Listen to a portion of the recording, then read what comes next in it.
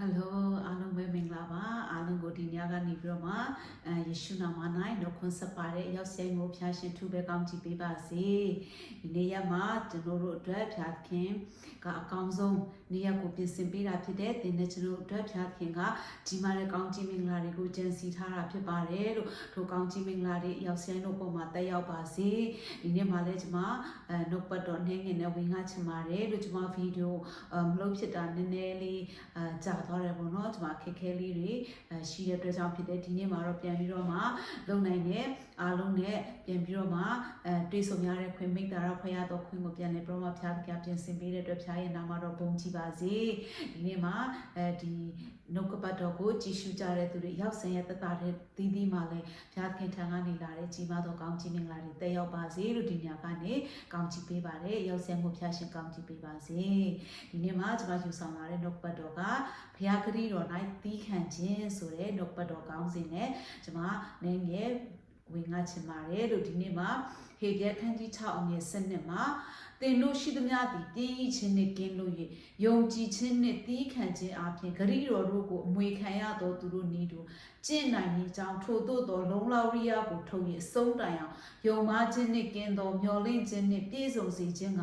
ငါတို့သည်အလိုရှိကြ၏ဖတ်တော်သောကျမ်းပိုက်ပေါ်မှာရောက်ဆိုင်မှုဖျားရှင်ထူပဲကောင်းချီးပေးပါစေဒီနေ့မှာနှုတ်ပတ်တော်ကဘာပြောလဲဆိုတော့သင်တို့ရှိသမျှသည်တည်ရခြင်းနှင့်ကင်းလို့၍တဲ့နော်ကျွန်တော်တို့တွေကဘာလဲဆိုတော့တခါတည်းကြောက်လို့ရှိရင်ကျွန်တော်တို့လူသားတွေကပြင်းကြတာဖြစ်တယ်အဲ့ဒါကြောင့်ကျမ်းစာကပြင်းရခြင်းလို့ပြောတာဖြစ်တယ်ပေါ့နော်ကျွန်တော်မပြင်းတဲ့သူဆိုတာကတော့အရန်ရှိတော့ရှိမှာပါပေါ့နော်ဒါပေမဲ့တော်တော်များများကတော့ပြင်းတယ်ဘယ်အချိန်မှပြင်းလဲဆိုတော့ကျွန်တော်တို့ယုံကြည်ခြင်းနဲ့သီးခံခြင်းအပြင်ဂတိတော်တို့ကိုအမွေခံရသောသူတို့နီးတူကျင့်နိုင်တဲ့အကြောင်းနဲ့เนาะကျွန်တော်တို့ကိုဘုရားသခင်ကယုံကြည်ခြင်းနဲ့သီးခံခြင်းအပြင်ဂတိတော်တို့ကိုအမွေခံရသောသူတို့နီးတူကျင့်နိုင်တဲ့အကြောင်းကိုပြောတာဖြစ်တယ်။ဆိုတော့ရဲ့အသက်တာတွေထဲမှာပါလဲဆိုတော့ဘုရားရဲ့ဂတိတော်တွေဆိုတာကတခါတလေကြောက်လို့ရှိရင်ကျွန်တော်တို့စီကိုချက်ချင်းရောက်လာတာရှိသလိုကျွန်တော်တို့တခါလေကြာရင်စောင့်ရတဲ့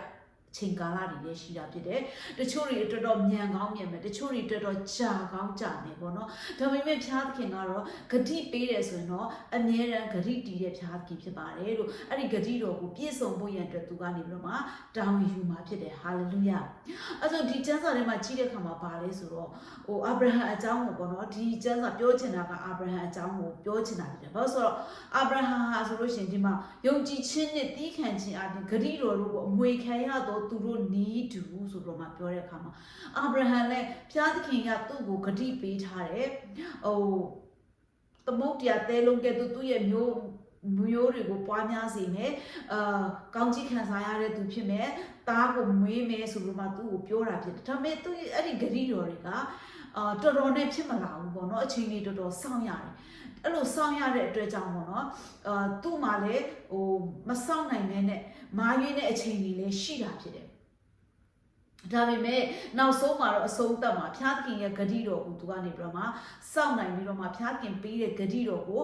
ရရှိတဲ့သူဖြစ်တယ်ပေါ့နော်ဘုရားပေးတဲ့ဂတိတော်သားဖြစ်တဲ့ဣဇက်ကိုပိုင်ဆိုင်တဲ့သူဖြစ်ပါတယ်လို့အဲဒါကြောင့်မို့ဒီကျမ်းစာကဘာပြောဆိုတော့ဂတိတော်တို့ကိုအမွေခံရသောသူတို့နီးတူကျင့်နိုင်ပြီးကြောင်းထို့သောလုံလဝရိယကိုထုတ်ပြီးကျွန်တော်တို့လုံလဝရိယရှိဖို့ရတဲ့ဘုရားခင်ကကျမတို့ကိုတွင်တင်တာဖြစ်တယ်ကျွန်တော်တီးခံတယ်ကျွန်တော်တို့တစ်ခါလေကြာရင်စိတ်တက်ကြတယ်เนาะစိတ်တက်ကြတယ်ပြီးတဲ့အခါမှာပြင်းရိသွားကြတာဖြစ်တယ်ပြီးတဲ့အခါမှာအားငယ်တာဖြစ်တယ်စိတ်တက်ကြရင်ကျွန်တော်တို့ဘာမှမလုပ်ချင်ကိုင်းချင်စိတ်မရှိတော့ဘူးပေါ့เนาะအလိုလိုနေနဲ့ပြင်းသွားကြတာဖြစ်တယ်ပေါ့เนาะအဲဒါကြောင့်မို့ဒီကျမ်းစာကပြင်းရိခြင်းနဲ့ကင်းလို့ရွေးဆိုလို့မှပြောထားတာဖြစ်တယ်ကျွန်တော်တို့ရဲ့တက်တာမှာပြင်းရိခြင်းနဲ့ကင်းလို့ပြောမှာယုံကြည်ခြင်းနဲ့တီးခံခြင်းအပြင်ဂတိတော်တို့ကိုအမွေခံရတဲ့နေတူကျင့်နိုင်နေကြောင်းထို့သောလုံလောက်ရိယကိုထုတ်ပြီးအဆုံးတိုင်အောင်နဲ့ယုံမှားခြင်းနဲ့ကင်းသောမျှော်လင့်ခြင်းနဲ့ပြည့်စုံစေခြင်းကငါလိုတော်ရှိတဲ့အာမင်ဟာလေလုယာအဆုံးတိုင်အောင်ယုံမှားခြင်းနဲ့ကင်းတဲ့မျှော်လင့်ခြင်းနဲ့ပြည့်စုံသောအဆုံးတိုင်အောင်ယုံမှားခြင်းနဲ့ကင်းတဲ့မျှော်လင့်ခြင်းနဲ့ပြည့်စုံစေဖို့ရန်အတွက်ဘုရားသခင်ကအလိုတော်ရှိတာဖြစ်တယ်ဟာလေလုယာကျွန်တော်တို့အဆုံးတိုင်အောင်ကျွန်တော်တို့ကဘုရားသခင်ကိုယုံမှားခြင်းနဲ့ကင်းတဲ့သူတွေဖြစ်ဖို့မျှော်ယုံမှားခြင်းရှိပြီးတော့မှယုံမှားခြင်းနဲ့ကင်းတဲ့မျှော်လင့်ခြင်းတွေဘုရားသခင်ကနေတော့ကျွန်တော်တို့တွေကိုရှိစေချင်တာဖြစ်တယ်အဲ့ဒါကြောင့်မို့ပေါ့နော်ဒီအငယ် 14မှာလည်းပြောထားတယ်ဟေဘရဲခန်းကြီး6နဲ့14မှာငါသည်တင့်အားအစဉ်မြဲကောင်းကြီးပေးမည်တင့်ကိုအစဉ်မြဲပွားများစေမည်ဟုကျိန်ဆိုတော်မူ၏အာဗြဟံကိုကျိန်ဆိုတဲ့ဘုရားသခင်ဖြစ်တယ်ထို့သောနေ့ညီအာဗြဟံသည်တီးခံတဲ့စောင့်နေပြီးမှဂတိတော်ကိုဝင်စားလေ၏တဲ့ဟာလေလုယာ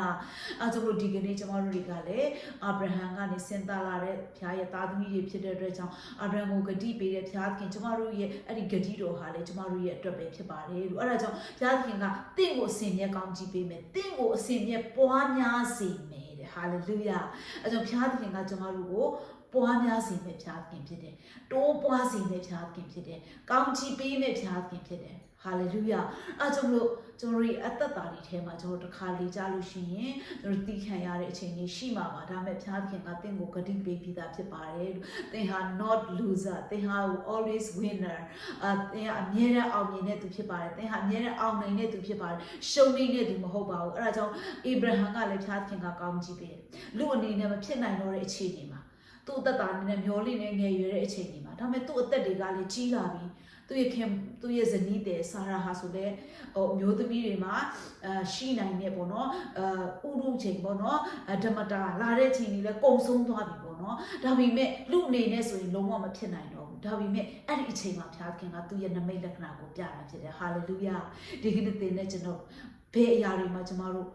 အေဗြဟံနဲ့ဆာရာကဲသူကျွန်တော်တို့ရဲ့သက်တာတွေထဲမှာမျောလင်းချက်ကုံဆုံးနေပြီလေလူအနေနဲ့နီးလမ်းမရှိတော့ဘူးလေဒီနေ့ဘုရားသခင်ကသင်ရဲ့သက်တာမှာကြီးတော်မှုတွေကိုပြုမှာဖြစ်တယ်ဟာလေလုယာဘုရားသခင်ကအလုံးလုံးနေပြီဖြစ်တယ်ဘုရားသခင်ကသူ့ရဲ့ဂတိတော်ကိုတည်စေမှာဖြစ်တယ်အဲဒါဒီကနေ့မှာဂတိတော်ကိုတီးခံပြီးတော့ယုံမှချင်းကင်းတဲ့ယုံကြည်ခြင်းနဲ့စောင့်မျှော်ပြီးတော့မှအေဗြဟံကဲသူဘုရားရဲ့ဂတိတော်တွေကိုဝင်စားတဲ့သူကောင်းစားတဲ့သူတွေဖြစ်စေဖို့ရန်အတွက်ရောက်စီရန်ကိုဘုရားသခင်ကကောင်းချီးပေးပါစေလို့ဒီနှုတ်ပတ်တော်အပြင်အနေငယ်ခွန်အားပေးချင်ပါတယ်ရောက်စီရင်ကိုဖျားရှင်ထူပဲကောင်းချီးပေးပါစေ